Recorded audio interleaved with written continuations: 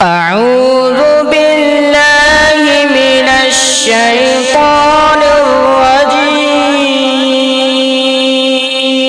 الرجيم. بسم الله الرحمن الرحيم. يا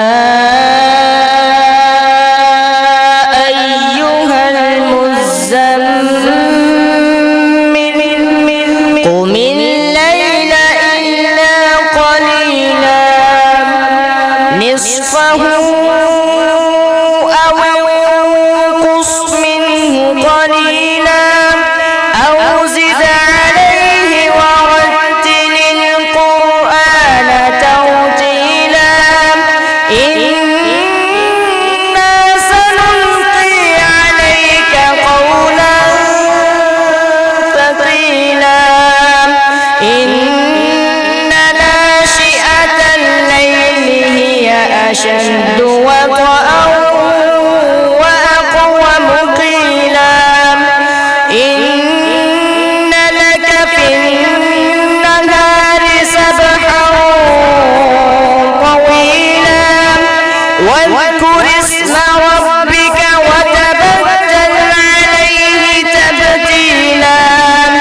رب المشرق والمغرب لا إله إلا هو لا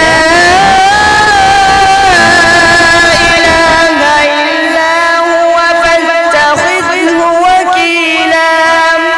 واصبر على ما يقولون واهجرهم هجرا جميلا وذرني والمكذبين أولي النعمة ومهلهم قليلا إن لدينا أنكالا وجحيما وطعاما ذا غصة وعذابا أليما يوم ترجف الأرض والجبال وكانت الجبال كثيبا مهيلا إنا أرسلنا إليكم رسولا إنا أرسلنا إليكم رسولا شاهدا عليكم كما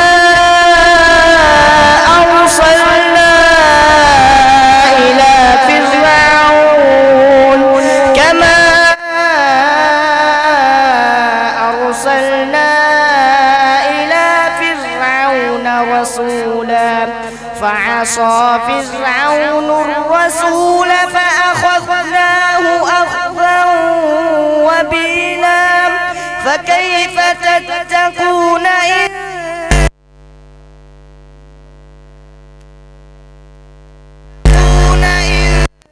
كفرتم يوما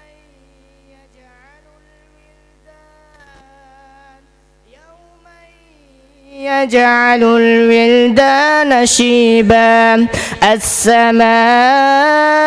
السماء منفطر به كان وعده مفعولا إن هذه تذكرة فمن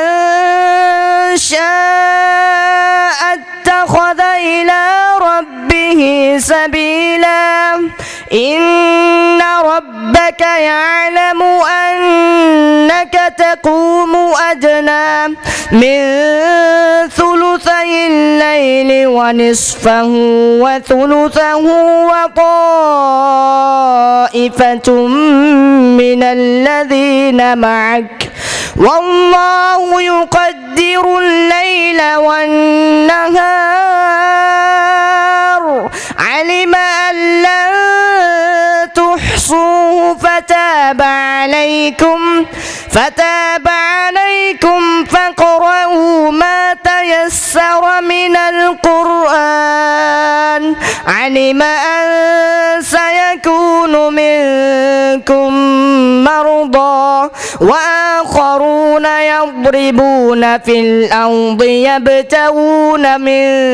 فضل الله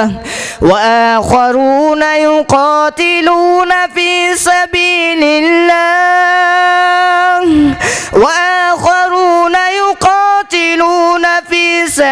الله فاقرؤوا ما تيسر منه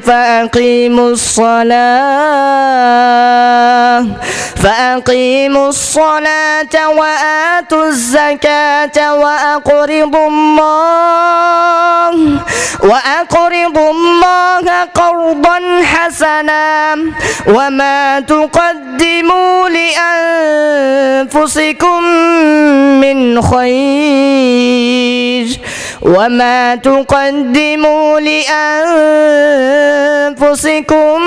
من خير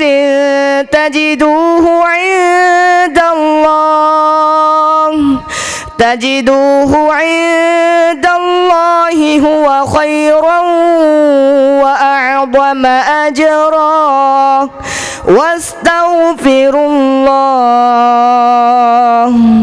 إن الله غفور رحيم. صدق الله العلي العظيم.